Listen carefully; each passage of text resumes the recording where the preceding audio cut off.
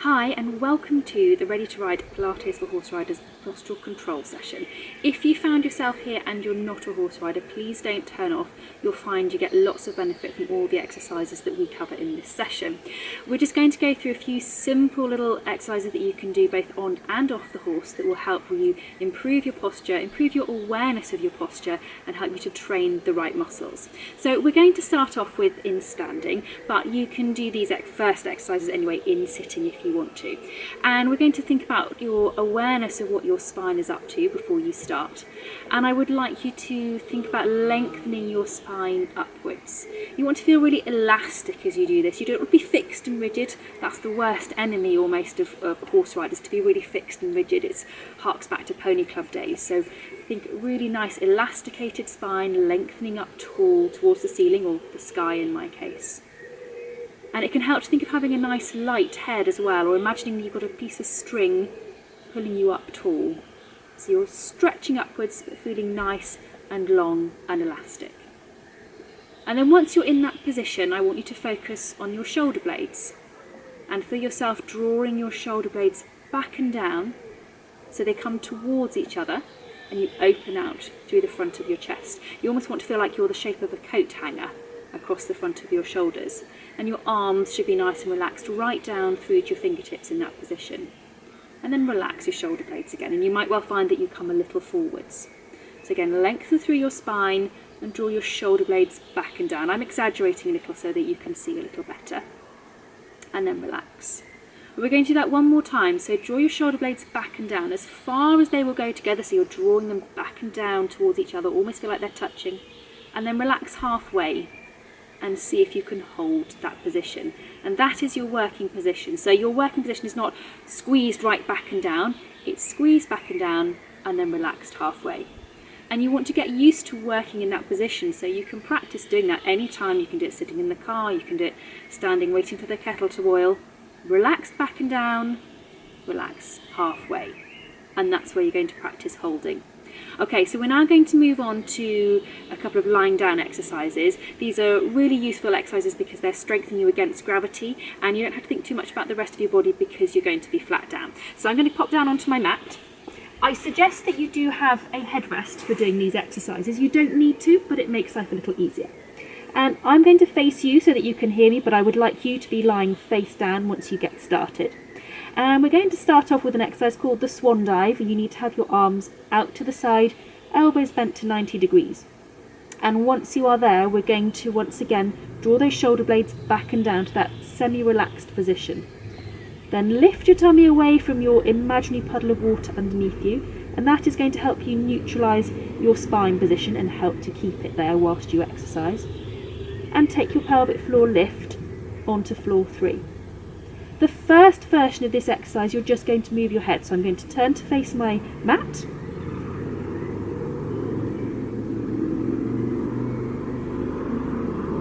And you can see I'm just lifting my head off the mat whilst keeping my shoulder blades back and down, my tummy in neutral, and my pelvic floor onto floor 3. The key with this is to stay looking down all the time. You can then make this a little bit harder if you find that too easy.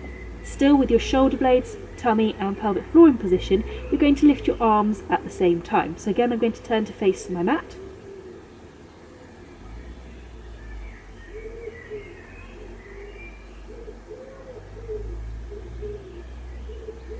And you can see from that it's a really small movement, and you're focusing on moving your arms, head and neck as one, with those shoulder blades staying back and down, tummy in neutral and pelvic floor onto floor 3. We're then going to move on to your breaststroke preparation exercise. I know it's a very strange name, but the hard version, you can see why it's called the breaststroke preparation. Same start up with your shoulder blades, tummy and pelvic floor. This time the first version, the easy version, is to just float your hands off the floor and reach for your toes. So that draws your shoulder blades even further down, and then rest your hands back down.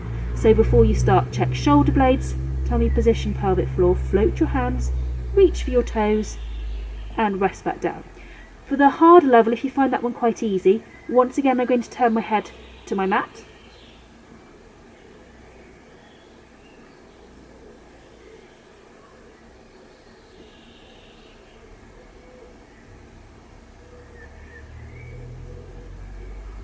you will see that I was doing that with my head moving as well as my arms. So a bit like with the swan dive, you combine the arms and the head if you want to make the exercise harder.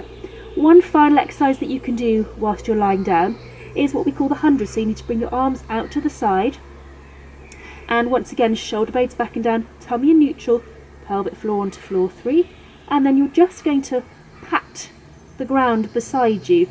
In Pilates we talk about patting imaginary puddles of water to the side.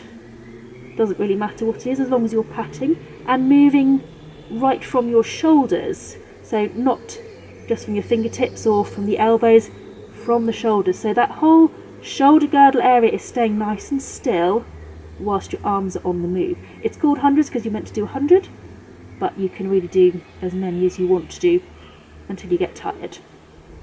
Okay, so then we're going to come up into standing once again, and I'm going to give you a couple of exercises that you can do in standing that are just a little bit of a progression of the more dynamic way of working on your postural control. So the first one, I want you to pop your arms out in front of you. You can have them this way, sort of if you want to imagine that you're holding reins, but this way is quite nice because if you want to progress to challenging yourself to balancing something on your hands whilst you do this, this is a good position, but it doesn't really matter. Once again, lengthen through the spine and draw those shoulder blades back and down, and you're going to turn your arms out to the side. The challenge here is to keep those shoulder blades back and down whilst you're doing the movement, but also to keep this part of your body still as well, so not to open through the rib cage as you take your arms out to the side. Try to imagine you've got a £50 note glued between your elbows and your sides. And then we're going to make it a little bit harder and take your arms up, together and back in. Still with those shoulder blades back and down at the back. So now they're having to work a little bit harder because we're really moving the arms. Up to this point we've moved various parts of your body, but we've not really taken your arms through a big range. So this is a good challenge. Keeping those shoulder blades gently back and down the whole way through. And then one final one is to practice your give and retake of the reins. Again, if you want to pop them into this position, absolutely fine. You can also do this with a resistance band, and it's quite a good little test to see whether you can keep the tension on the band the same the whole way through your movement. I'm going to keep my hands flat for now. Once again, shoulder blades back and down. Keep them there as you give your reins and retake them.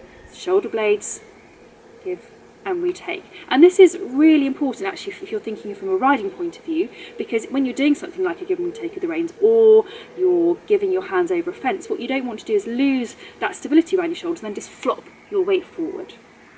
So shoulder blades back and down, and try and watch out of the corner of your eye that your hands are staying really level as you do that movement. You haven't got one that's going up or one that's going out to the side. Okay. So I'm going to leave it there. You don't have to do all of these exercises all in one go. This is not necessarily a workout session. This is perhaps more of a taste of some exercises that you can throw in at various different points in the day, maybe before you even ride the horse, so that you wake up those shoulder blade stabilising muscles before you get on the horse, so that before you even start riding, you've prepped yourself to be working in the right way to improve your posture on the horse. So I hope those are useful. Don't forget, if you want to be getting all the videos from this channel as they come out, subscribe. There should be a button at the top, the bottom of this video. And if you've got any ideas for sessions that you particularly want me to do, please do let me know. Any comments on this video, please pop them in the box below as well. It's always great to get any feedback, and I will see you again all very soon.